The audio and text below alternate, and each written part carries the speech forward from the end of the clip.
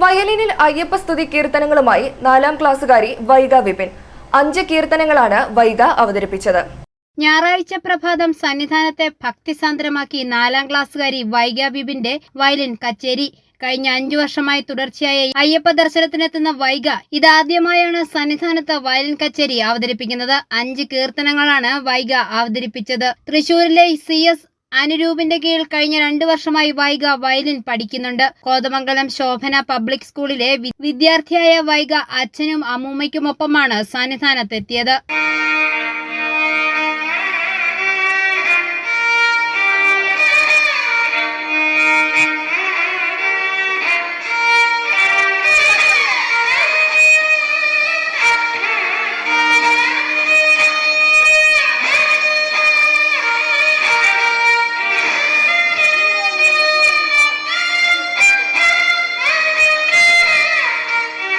i4A news, Pala.